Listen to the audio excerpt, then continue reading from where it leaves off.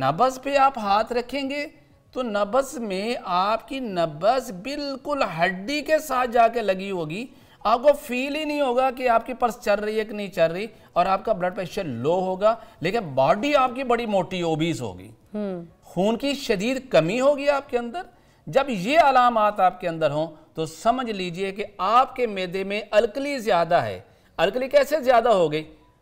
आमतौर पर आप गर्मी का मौसम आ गया तो हमने क्या किया, शरबत पी लिया, फिर लस्सी पी ली, फिर फालूदा खा लिया, फिर कोल्ड ड्रिंक्स वगैरह ले लिए, तरबूज खा लिया, और हमने इतनी ज्यादा अल्कलाइन चीजें खा ली कि हमारे मैदे के अंदर जो म्यूकोजल मेम्ब्रेन है जिसका काम है कि अल्कली पैदा करना, म्यूकस पैदा करना, गाढ़ी रतूबत पैदा करना, वो ओवर हो गई। और एज अ रिजल्ट क्या हुआ कि हमारा HCl जो हमारे स्टमक ने प्रोड्यूस करना था वो बिल्कुल डाउन चला गया। अब ग़िज़ा हजम ही नहीं हो रही। अब कभी ऐसी कैफियत आ जाए आपके साथ तो फिर देखिएगा, पहले तशखीस कर लीजिए। सेकेंडली मैं ये बताऊं कि इस पेशेंट को यूरिन बार बार आएगा और काफी क्वांटिटी में आएगा, और यही वो लोग होंगे जो बाद में शुगर के पेशेंट हो जाते हैं। भले पानी कम पिए फिर भी आएगा इस पेशेंट को यूरिन फ्रीक्वेंटली आएगा, लार्ज क्वांटिटी में आएगा और वाइट इन कलर होगा, तो ऐसा ही जैसे कि वाटर का पानी। तो ये पता कैसे चलेगा? मुंह खुश्क रहना क्या इसकी अलामत? इसमें मुंह खुश्क नहीं रहता, बल्कि इसमें मुंह जो होता है वो मीठा रहता है। अच्छा। मुंह हर वक्त पानी से भरा रहता है। मरीज खाना खाता है और दिल करता है बस मैं सो जाऊं। अच्छा। खाना खाया, शाम तक हजम नहीं हो रहा, डिकार आई है तो ऐसे था वही खाना जो था वो बाहर आ रहा है। इस हद तक स्टमक उसका वीक हो गया है। जब ऐसी कैफियत हो तो इसके हाथ में हमने क्या करना है, हमने स्टमक की एसिडिटी को बढ़ा देना है, हमने HCl को प्रोड्यूस करना है, और HCl को प्रोड्यूस यानी तुलसी को प्रोड्यूस करने के लिए तुर चीजें हमें चाहिए होती है। अच्छा। और तुर चीजों में सबसे बेहतरीन जो हमारे पास चीज है वो हमारे पास है ये अनारदाना। आपने 100 ग्राम ये अनारदाना लेना है, और आपने इसके साथ 100 ग्राम राई है असली वो लेनी है, और 100 ग्राम ही आपने इसके साथ दालचीनी लेनी है, गोल वाली जी गोल वाली। ये 3 चीजें बराबर वजन में ले लीजिए और इसको पाउडर कर लें, और चाय वाली आधी चम्मच सुबह दोपहर रात खाना खाने के बाद लीजिए। लेकिन फिर कहूंगा कि अब आपने ग़िज़ा को भी चेंज कर देना है। अब आपने पानी ज्यादा नहीं लेना, लस्सी है पानी नहीं पीना, ज्यादा नहीं लेना, क्योंकि आपको तो और डाइजेस्ट ही कुछ नहीं हो रहा। नॉर्मल आप दिन में 3 से 4 गिलास ले लीजिए बस काफी। लेकिन लस्सी नहीं लेनी, तरबूज नहीं खाना, आपने खरबूजा नहीं खाना, आपने सर्दा गर्मा नहीं खाना, आपने ठंडा पानी नहीं इस्तेमाल करना, बल्कि ये इस्तेमाल करना है। अच्छा। इसके साथ ये मजीद ये है, अगर आप करना चाहें तो मैं ये कहूंगा कि आपने लौंग, दालचीनी और ये जलवत्री, इन 3 चीजों का कहवा बना के अगर आप लेते हैं तो फौरी तौर पर आपके जो है मैदा जो है वो ताकतवर हो जाएगा, HCl प्रॉपर प्रोड्यूस होना शुरू हो जाएगा, और इस तरीके से आपके जो बलगम में खिलते बलगम जो बढ़ गई थी, रतूबात की जो ज्यादती हो रही थी वो आपकी ठीक हो जाएगी, और आपका वेट जो बढ़ता जा रहा था वैसे से श्रिंक हो जाएगा। सर ये वो वाली दालचीनी है जिसको आपने कहा था कि अगर जिस्म में दर्द हो तो उसको उबाल के पी लें। उस वक्त होगा जब बलगम की ज्यादती होगी। हाँ। अगर इसमें HCl बढ़ा हुआ है यानी आप तो उस वक्त का ये फायदा नहीं देगी बल्कि इसको और बढ़ा देगी। गोल वाली जी।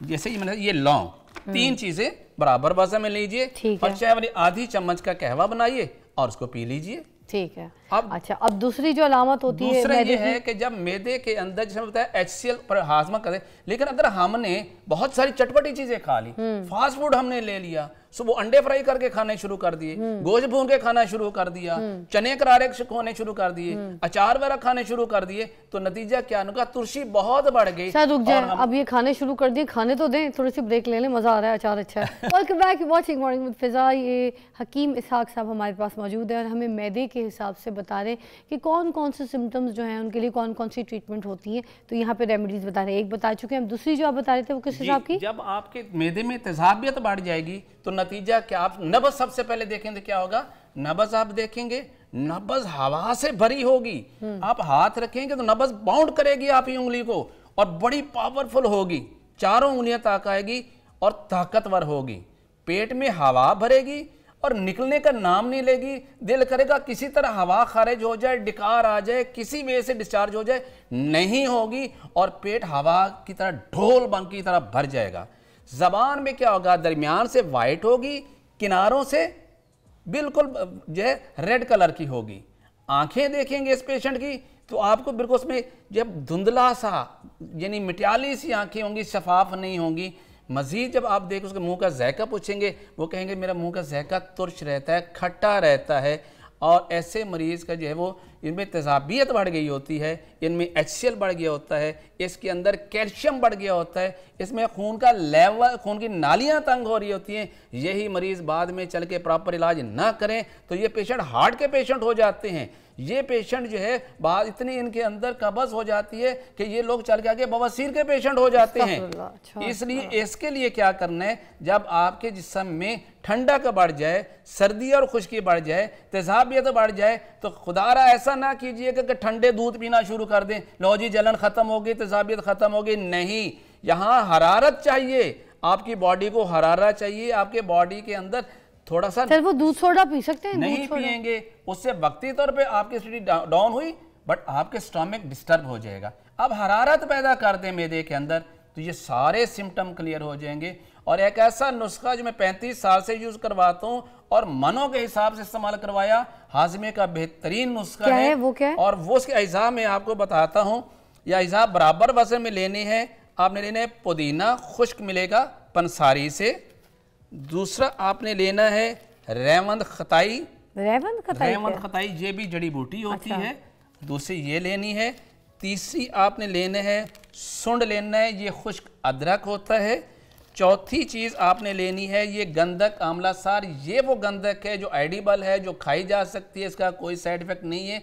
और उन लोगों के लिए खास में बेहतर है जिनके मैदे में एसिडिटी है, जिनका ब्लड का पीएच लेवल लो चला गया है।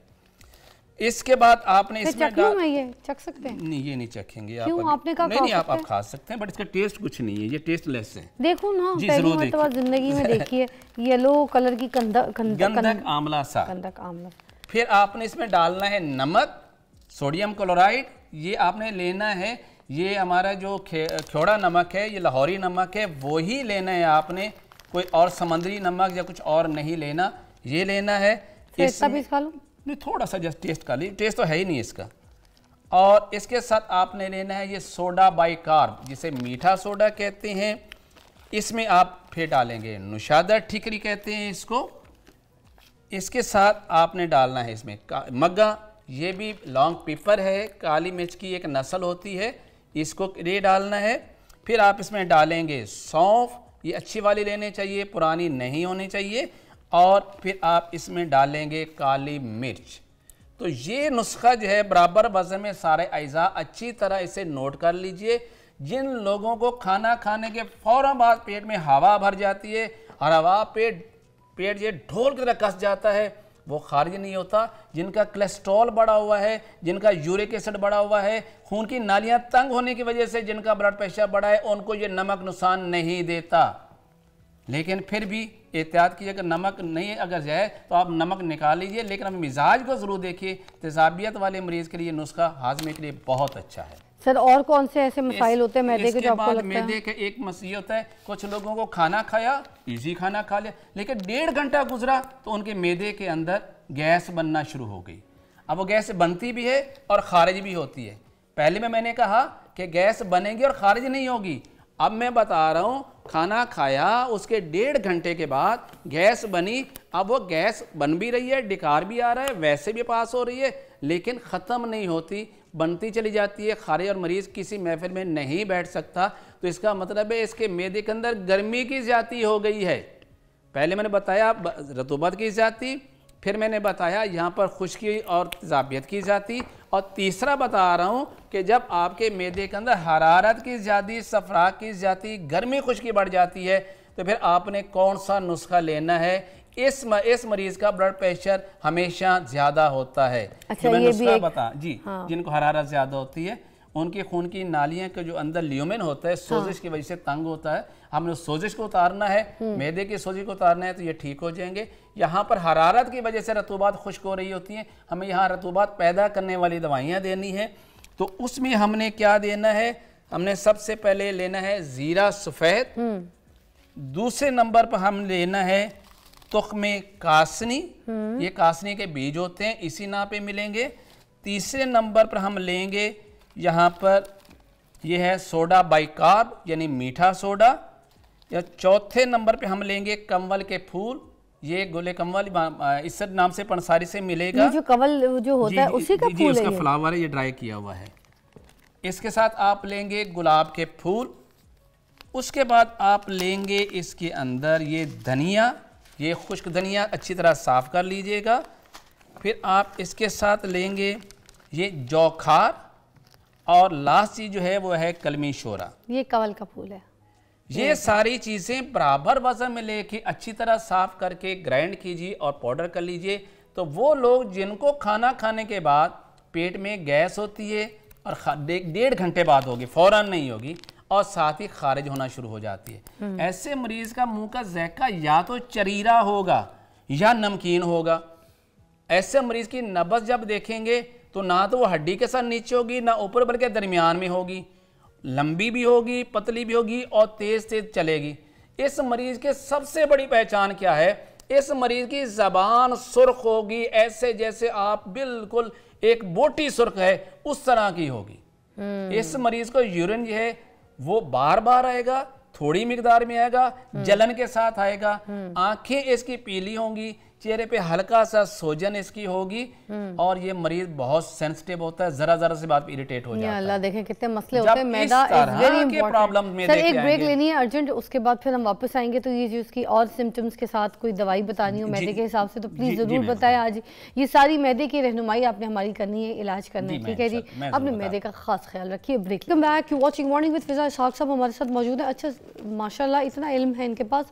मैं ब्रेक पे भी जब चली जाती हूँ तो मैं इनके साथ सिर्फ चीज़ों के बारे में जो है ना इल्म हासिल कर रही होती हूँ, और ये इल्म आपके पास होना चाहिए, हर इंसान हासिल कर सकता है, थोड़ा बहुत तो कर सकता है। देखिए कितनी डिटेल में जाके हम अपने प्रोग्राम में आपको समझा रहे होते हैं कि कौन कौन से साइंस और सिम्टम्स होते हैं आपकी बॉडी में, जिस तरीके से आपको पता चल सके कि किस मर्ज का कैसा इलाज है। अब मैदे के ही हिसाब से इन्होंने अभी यहाँ पर कितने सिम्टम्स वाले मैदे के जो है ना अमराज यहाँ पे बता दिए आपको, मगर हम भी अगर जो बाहर कहीं देख रहे होते हैं और सुन रहे होते हैं, और या फिर हम सोशल मीडिया पे देख रहे हो तो एक चूरन बना के एक साहब जो है वो बेच रहे होते हैं और वो कहते हैं मैदे के लिए सबसे बेस्ट है। भाई मैदे के लिए एक चूरन कैसे हो सकती है? इतने डिफरेंट शेड है। सर क्या कहेंगे इस बारे में? ये इसीलिए तो तिब का बेड़ा गर्क हो गया ना। जब हमने मरीज की तशखीस ही नहीं की, क्या उसके अंदर अल्कली बढ़ गई थी, क्या उसके अंदर एसिड बढ़ गया था, क्या उसके अंदर सोडियम बढ़ गया था, किस मरीज को क्या प्रॉब्लम थी, उसका नुस्खा उसके मिजाज और नब्ज से तशखीस करने के बाद तजवीज करेंगे। तो फिर सारे जिंदगी हाजमे के चूरन नहीं खाने पड़ेंगे, चंद दिन दवाई खाएं और आप बिल्कुल ठीक हो जाएंगे। आपने तो आपने मर्ज का इलाज कर दिया, मसले बता दिए, एक मैदे को लेके कितने तरीके की बीमारी बता दी एग्जैक्टली। इससे अभी हम बात करते हैं कि मैदे का अल्सर।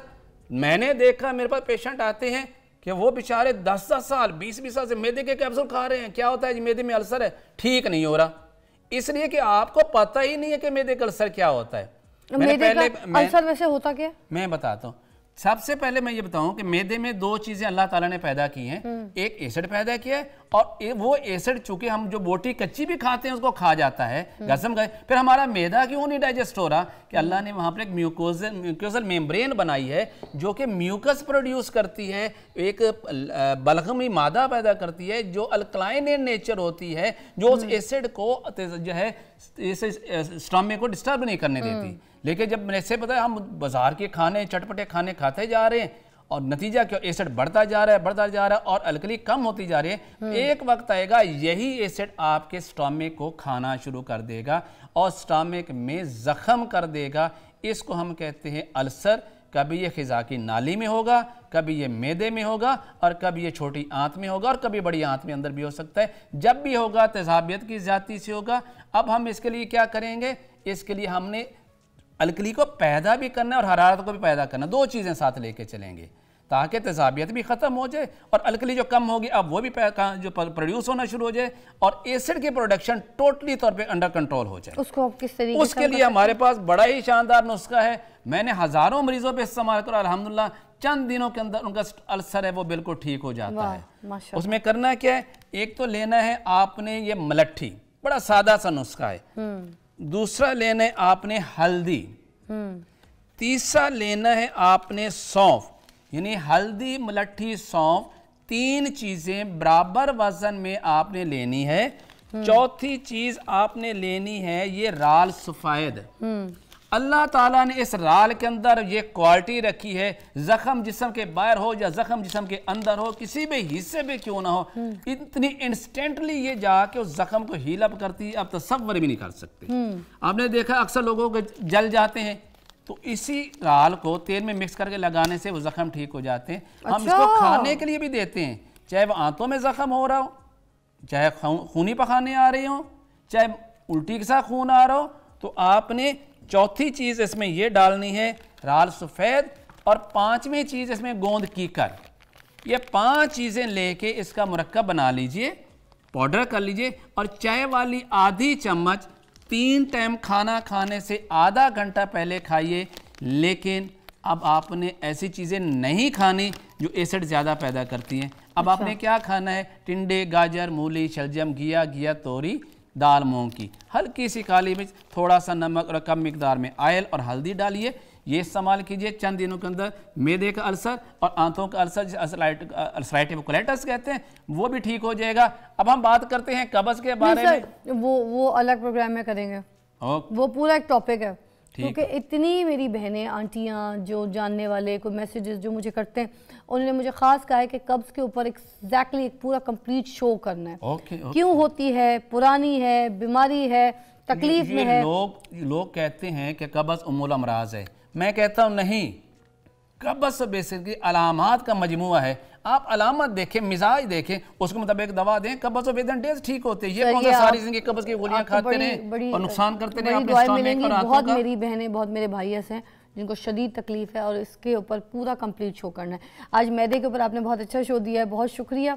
और मुझे लगता है जितने लोग भी सुन सके हैं, समझ सके हैं, इसको दोबारा जाके हमारे सोशल मीडिया पे रील सेव करके इसको रख लीजिए अपने पास, आपकी सारी ज़िंदगी काम आएगी। अपने मैदे का इलाज समझदार इंसान से करवाएं और समझदारी से करें, जिस तरीके से तरकीब आपको बताई गई है, और उसी तरीके से रेमेडीज़ इस्तेमाल कीजिए जिस तरीके से उन्होंने कहा है। और जो सिम्टम्स जिसमें मैदे के दिख रहे हैं किसी में, उस हिसाब से ही उस बीमारी को फॉलो करते हुए अपना इलाज कीजिए, जैसे कि यहाँ पे तरतीब में बताया। एक दवा सब मरीजों का इलाज नहीं हो सकता, बात समझ लीजिए। अपना ख्याल रखिएगा और मैदे का खास ख्याल रखिएगा, है ना साहब? जी, खुदाफिज कह दें सबको। खुदाफिज। और मैं आपको ब्रेक के बाद मिलती हूँ।